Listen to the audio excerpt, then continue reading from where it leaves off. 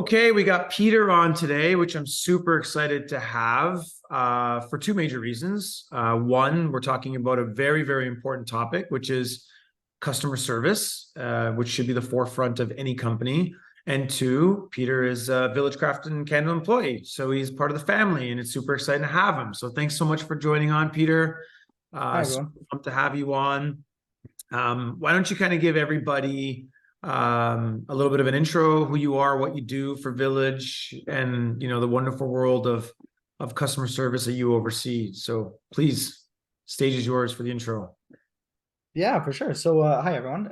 My name is Peter Chimino. I'm Village Craft and Candles Customer Service Manager. And I've been in that role since Oak Hill Group took over with VCC a few years ago now.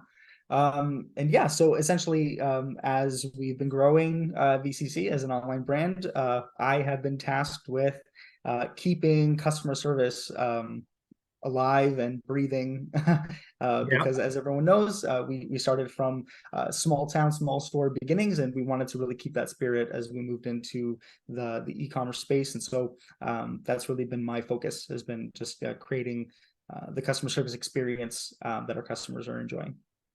Yeah, for sure. Listen, part of this discussion between us is going to have a little bit of biased perspective from my end, in the sense that, for those of you that have experienced, what Peter has done with the team from a customer service perspective along the way, there's a really good chance you've experienced some significant improvements with some new additions and new initiatives that have kind of made your journey really easy. But good segue to kind of break into the main topic I want to talk about with you is how do you feel customer service is relevant to the world of making and crafting, and how have we felt we've made an impact to our community of customers and makers and just general inquiries that are coming in over the last few years or so? For sure. Well, I mean, starting something new is challenging for anyone.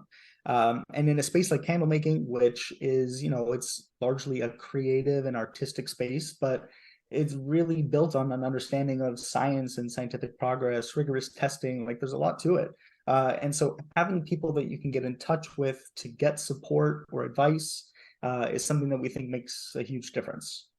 So for Village Craft and Candle, customer service has always really been at the core of what we wanted to do, because we know that the products are only as great as when they're in the hands of a talented maker. And there's lots of makers out there who might not have given candles a real shot unless they felt like they were supported in the beginning stages of that journey. Yeah. Yeah, absolutely. And again, I'm reiterating the fact that you guys have done an amazing job making sure that, we lead with integrity, and we lead with that level of transparency. But as a business, as we tend to grow and add different things, we're effectively adding another layer of complexity in the customer service side, because, your team has to get caught up with what's new, what's latest, what's greatest. How do we support the customers to advise and potentially educate on what we're doing or what we're bringing in? And so that constant amount of refreshing your team with what's happening in a very ever evolving business, I can only imagine being very difficult, and making sure that customers get what they always what they always deserve, of course. And so adding in new products, adding in a new initiative, call it the first impression. Let's talk about first impressions. Like, customers don't know us or have never really worked with us before. What kind of focus do we put on the customer service side to achieve that first impression and to make it go really well? For sure. I mean, it can be a little bit challenging to stand out as a website when we're browsing on our phones and we're scrolling through advertisements and pictures and things that are grabbing our attention all the time. And so it is really hard to kind of stand out, or at the very least to seem personable in an environment like that. So there are definitely some strategies or things that you can do that can resonate with a lot of customers. For one thing, we know that one thing has resonated with a lot of our customers is having very obvious or easy access to support. So having something like a live chat available on your website, I think, is something that a lot of customers find very, very helpful and welcoming, because they know that it's generally very easy to get basic answers to things. But besides that, it's also an opportunity to grab their attention with things. Nowadays, it's not uncommon to offer like something like a welcome discount or incentive to make that first purchase. A lot of customers, especially younger customers, that these days they kind of expect that. So a great way to make a dent in whatever barriers you might be seeing or preventing them from making that first purchase is really just kind of showing them that they're supported, that their business is something that you're really looking for and that is welcome. But it's also very important to remember that even making that initial sale, it shouldn't stop there. Your focus on keeping them wanting to shop with you, of course, needs to continue throughout their whole journey. So saying thank you for their purchase, it doesn't feel like a lot, but it can go a long way. So aside from just that order confirmation for that first order that they got from your store, I know something that we've been doing at VCC for quite some time that I think resonates with a lot of our customers is that initial thank you for becoming a new customer of Village Craft and Candle, introducing them to who we are and why they're so appreciated. I think it's a simple step you can take that sets you apart and makes you a little bit more, again, personable, creates that initial relationship with them, even if you've never physically met them in person. Yeah, for sure. And you bring up such a really valid point, which is, less is more. The simplicity of a simple thank you note when an order comes in, that sign of gratitude really to support the customer and the brand that you want to become. And we've had this discussion in previous chats like this, where we focused on, the brand is not just a product you sell, but the brand is encompassing, the level of character we present, in terms of any dialogue with customers or how we position ourselves. And it's no different for, makers on the journey of creating a business and expanding the business is, what's that brand? And that brand, a lot of it has to do with customer service and customer support. And I think, the less is more approach is so impactful to a growing business that you don't need to think that you have to add all these systems in place and all these tools and invest a bunch of money to try to become, the top company in your spot from a customer service perspective. But it's as simple as, a thank you or recognition on an order that comes in, and small little tidbits of action like that can go a long way. And as you mentioned, it's something that we've implemented in our business and something that we continuously encourage, others to do as well. Mm-hmm. Walk me through, we're in an interesting time where, it's a busy time of the year for our space. Makers are probably going, bananas trying to figure out product and shipping orders out and, planning for the holidays and whatnot. Holidays pass, the busy time passes. Let's talk about loyalty, returning customers. What are some of the things that we can advise our makers to potentially implement, whether it's on a small scale or something they kind of want to dip fully into, around some form of a loyalty program or something to kind of encourage their customers, say, hey, look, I'm here for the long run. We want to develop a relationship. How do you feel that can work? And how have you felt it's worked for, whether it's us or other companies that have them, whether you're a consumer or not? I think these days having some level of loyalty program or something that acknowledges loyalty is huge, just based on the fact that there's just so much competition, no matter what product or what market you're really looking at. There's a variety of competitors in that space that are vying for your customers' attention and for the repeat business. Yeah. And so I think acknowledging loyalty or acknowledging the decision to buy from your business again in the future is something that should be recognized, and is something that I think customers these days look for in terms of building a relationship with any particular brand. With Village Craft and Candle, having a loyalty program was one of the first things that when we came in to looking to expand our customer service offerings, that was one of the first things we had talked about. And of course, we've been pushing our My Village program for a little while, and I think that it's offered tremendous value to a lot of our customers that have taken advantage of the fact that we offer such stable inventory and the fact that we offer competitive pricing. And so all of these decisions that would normally lead someone to buy from VCC anyway, now they're also being rewarded for that. And I think they're seeing value from that. And it doesn't just stop there. Of course, our acknowledgement of loyalty doesn't just go based on, you know, how much are you buying or how much are you spending, but I think we're starting to also look into deeper levels of that. Just how much are you investing with us? Like what kind of relationship do you have, and how can we acknowledge that even better? So I think we have some exciting solutions that we'll be coming out with very, very soon, that we just want to make sure we have all figured out before we take the veil off, so to speak. But yeah, so to your point, acknowledging loyalty is something that is a constantly evolving thing that you always want to take a look at and constantly ask yourself, how do we recognize customers that have continued to shop with us? How do we make them see the value in that decision to continue shopping with us? Yeah, no, and again, it's this evergreen model, right? There's always this constant refreshness and this new thing coming out. But it's also an opportunity to engage the community, you know, and for makers that are trying to break into, whether it be new communities or a market they may not be in or want to, you know, get a little further with, having some form of a loyalty program, offering it in addition to the, you know, to the wonderful product lines that you already make, is a wonderful way to kind of get in there and engage the community that you want to participate in. And I think, you know, you can attest to the fact that, you know, utilizing our loyalty program as potentially an engagement tool is interesting. You know, it's a way to communicate, you know, through untraditional methods. It's a way to incentivize and pay back for being such a loyal customer. And I think that journey and that relationship you spoke about earlier, it's so critical for any business of any size to really curate that, you know, with tools like this. I think it's extremely beneficial. And, you know, for makers that have a heavier sale period around a particular time, you know, such as the holidays, I think it's a wonderful opportunity to kind of develop things down the road in what may be slower periods of sales, you know, in the opposite months of the year.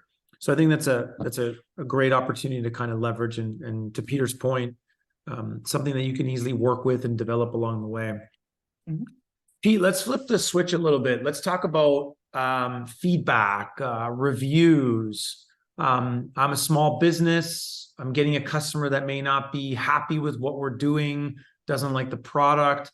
You know, we all know, or presumably we were all familiar with the scene in Ace Ventura when he's kicking the box down the street and there's shattered glass everywhere, and you get the package. And it's like, okay. And who does the blame go to? It's, you know, the merchant. And you know, at the end of the day, you know, 9.9 times out of 10, you know, it's shipped out relatively perfect, and then it gets in the hands of a carrier, and we're at the mercy of them, unfortunately. But walk me through and walk listeners through, you know, how do we deal with that feedback? What's the best course of action to take?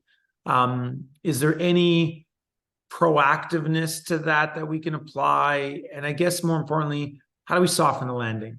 You know, how do we make them feel comfortable with doing business with us or their customers with their own businesses? And some of the tidbits you can kind of share to help out, especially during this time of the year, which is extremely busy.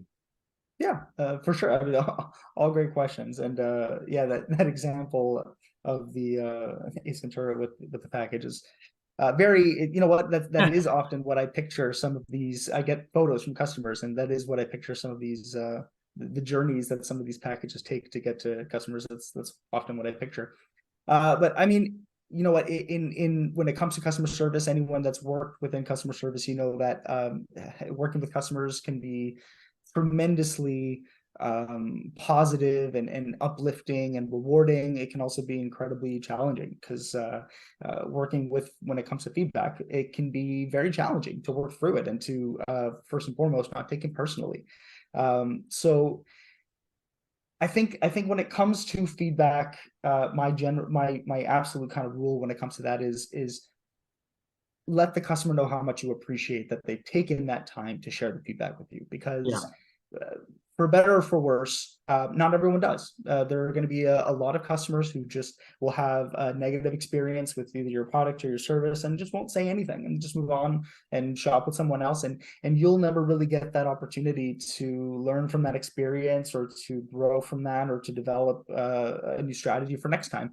You never get that option. So for better or for worse, the customers that are giving you feedback, they're kind of a lifeline. And while sometimes, yeah, customers can, especially when it comes to internet feedback, when they're typing out an email or a review, it can get very direct. It can be very brusque. It can get a little bristly. But I think there's almost always at least a nugget of truth that you can find within that, an opportunity that you can use to build on for next time, or at least something within that feedback that you can acknowledge and say, hey, you know what? I think, yeah, if this part was different, the situation may have gone differently. Yeah, absolutely. Of course, hearing negative feedback, it doesn't feel great. And how you can learn to turn that into a positive is to, again, acknowledge that you appreciate that the feedback was shared. Acknowledge that it's something that you'll consider for the future, that you'll take into consideration for the future. Because I think that's really what most customers are looking for. It's just an acknowledgement that their concerns are heard, that their concerns are valid. And I think that's really the least that you can do in most of those situations, to just diffuse it, is to go directly at, you know what, thank you so much for sharing that. And you're absolutely right in that this experience wasn't to your expectation. And we'll definitely look at an option or something in the future to be able to make that better for you. Yeah. So yeah, do we let every critical customer think that their perspective or their feedback is going to ultimately reshape how the whole business is run? No, not so much. I mean, sometimes subjectivity and nuance will come into play. If you're a candle maker, there are going to be customers who just aren't a fan of your scent, maybe that you've selected or something like that. And scent can be super subjective. So you're not necessarily going to hear someone say, I didn't like the scent, and just take it off your candle line altogether. Based on that one piece of feedback. But acknowledging that customer had the feedback, acknowledging that, you know what, the fragrance is subjective, and while we may think that it smells great, you obviously don't, and maybe offering them an incentive to purchase with you again, maybe a discount off of that next product to just ease the transition from, I didn't have a great experience this time, let's make the next experience an opportunity to improve. I think that there's always an opportunity there for sure. I think it's being receptive, acknowledging the feedback, and really just making the customer feel heard. I think that is first and foremost the general rule that I employ when it comes to working with feedback. Yeah, so you mentioned a very operative term, which is experience, and what I pull from that is kind of a two-way street, and basically it's the experience the merchant gets when getting customer feedback and reviews that you could use to your advantage to possibly make the changes if it's applicable, and just kind of learning from that experience as a business, to get a better understanding from what the business looks like on the outside versus on the inside. And I think the other area of experience is, it may be new to get information from customers and you don't know how to deal with that. And you may not necessarily know that it is all part of the learning journey. I think gaining that experience is very helpful, to build out the business and to build the strength that you need as a business owner, as you're fully invested into the creativity of your craft.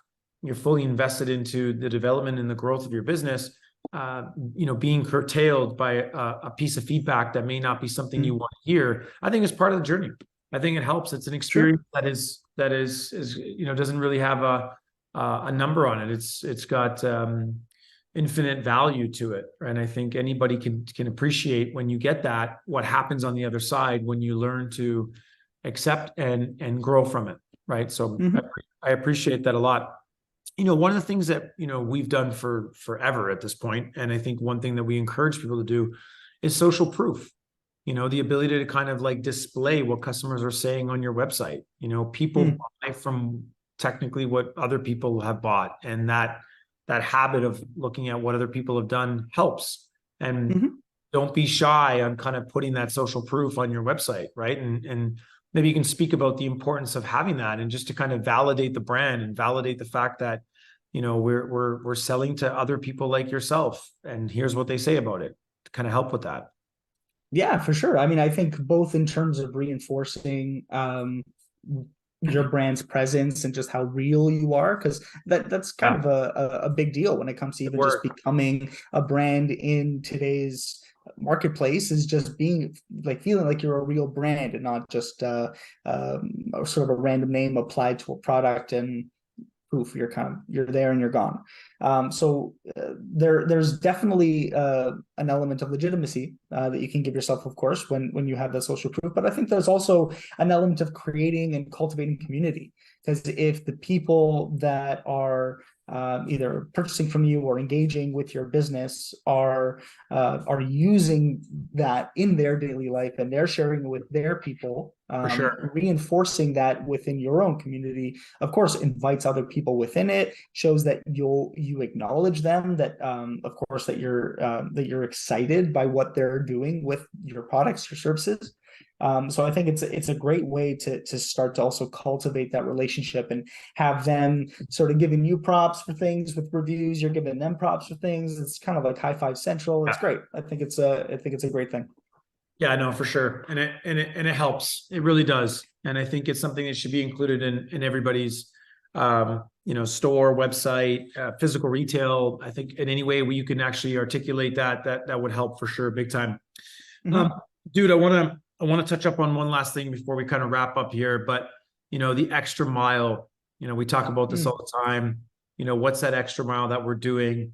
And I think, you know, I'm a strong believer that customer service is the forefront important aspect of the business. You know, at the end of the day, we're moving faster and faster into a fully digital world.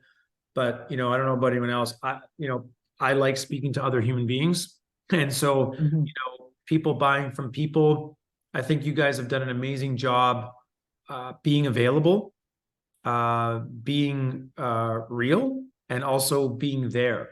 And you know, the extra mile approach to it is, you know, going above and beyond to make someone's life easier, to help them with an issue that they otherwise wouldn't feel that they could be helped with because of some digital ecosystem that they're a part of that's so complicated, you know, to kind of find how to get out of the web, so to speak.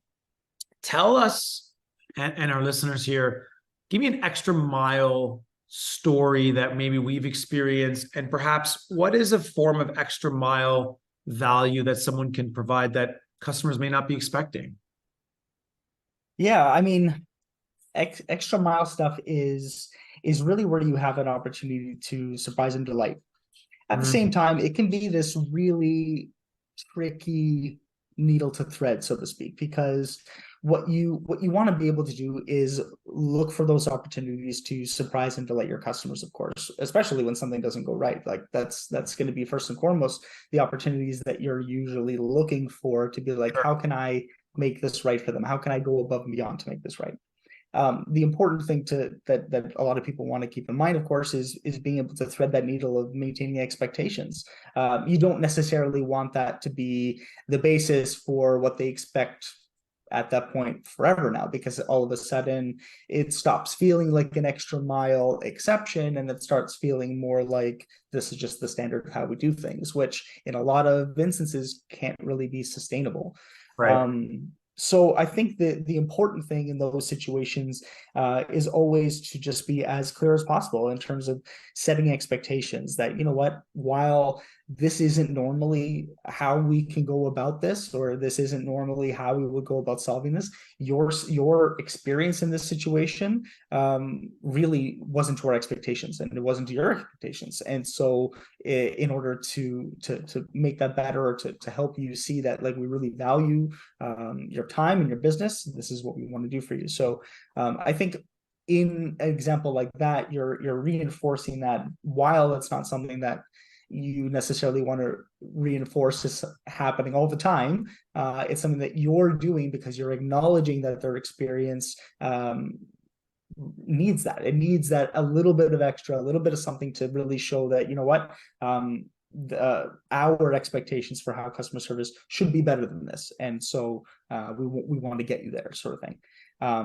Yeah, to me, setting expectations is always the most important thing, because then at the same time, I think that the customers are also appreciative of the fact that they do know that there are limitations, and that you're Sure. willing to look at that situation and be like, while there are limitations, this goes beyond that. This exceeds that, and I'm willing to see that. It's a little more human than just I click buttons, you fail to meet conditions, and this is what we have, kind of thing.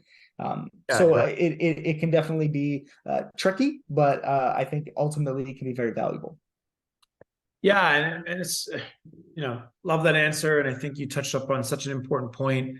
And if you're a maker that's running a home-based business, and your website is wonderful and it's branded beautifully, and it looks like you're not a home-based business, and it's just out there, and people are perceiving you to be this mega organization with systems and people and processes and all that, I think, to Peter's point, set the expectation, because it helps. It helps customers understand who they may be dealing with, and to some degree will actually apply even more appreciation for what you're doing and how you're doing it. And makers are such wonderfully creative individuals, and it's like they're just amazing how they deliver the brand to the market.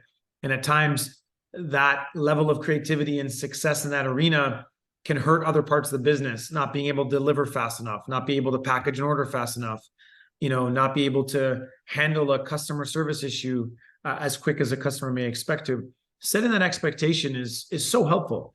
That transparency doesn't show any form of weakness or potentially size of business. It just shows that you are raw, real human that are, putting together a really good business with a creative brand, and you're doing some good stuff.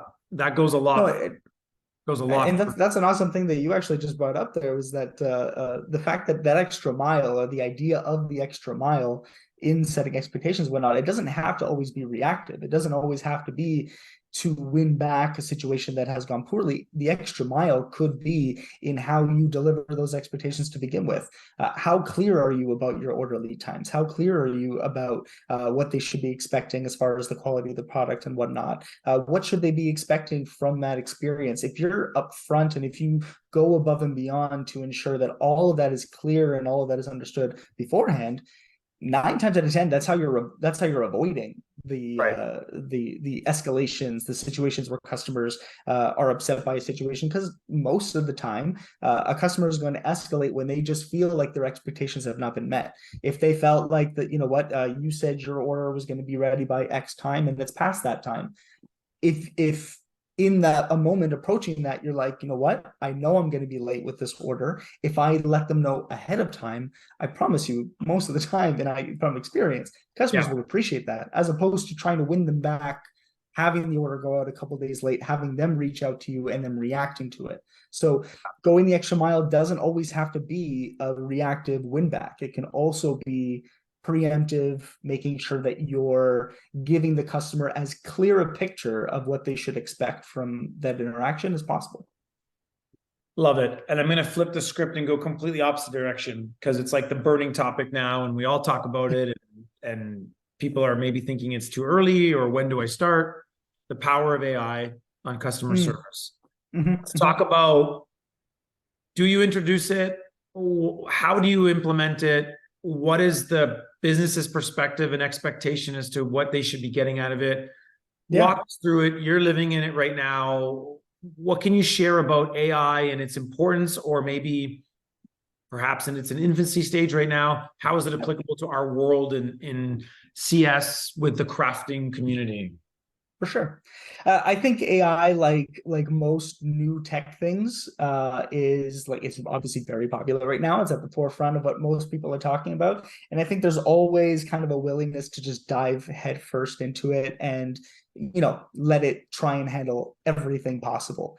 Whereas I think my approach is a little bit more to use it for what I believe it's intended for, which is a tool. And where Village Craft and Candle or Oak Hill Group as a larger company, I think where we're starting to see the value of AI is how can it support the people that are already doing this work? How can it support them to either be more efficient, to work faster, to work better, or to even improve what they're able to do? For instance, I will actually use some generative AI when I'm writing my emails, because it's providing me with suggestions of links that I could be sharing with customers as far as help center articles that we might have, or suggestions on things like other resources that you may want to consider. Right. Oftentimes, it's almost like having a co-pilot next to you that's giving you suggestions. And I think that as long as you're filtering those suggestions through a lens of what does this customer need,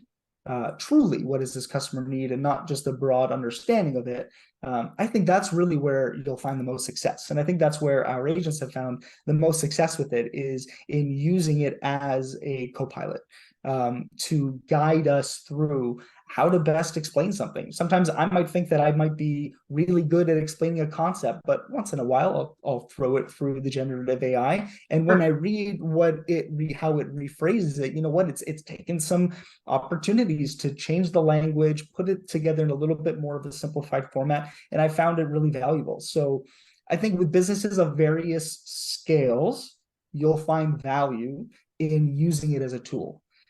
How much or how little you decide to use it, how much or how little you decide to trust in it implicitly, I think your mileage may vary. You'll have to see for your business, for your situation. But I think ultimately it's a very powerful tool that can assist you in elevating whatever existing work you're already doing, and just making it that much better. No, that's awesome, man. I mean, again, you clarified it. I think myself specifically, I would have this early on perception that, it is to run your business, or it is to be a huge part of it. And I think, you normalize it by saying it's a tool. It's no different than using any other tool for software use or inventory use or marketing use. It's just a tool that can make your life easier, a tool that can potentially be a gap filler in your business that you may not have the resources or the time to, to apply to it. But it's just a tool that may be effective for you at any given time. And I'm pretty sure we're both on the same page by saying we're endorsing the use of it, because it is definitely something that can drive efficiency. I just don't want anybody to feel that they need to rely on it for their business, but definitely use it as a tool. So I appreciate that, man. And I appreciate you taking the time. I think this is a great conversation. It's an area of it's an area of a business that everybody should put focus into. I think the further we move into a world where we're disconnecting from people, it's really important to bring that back and implement the forms of connection.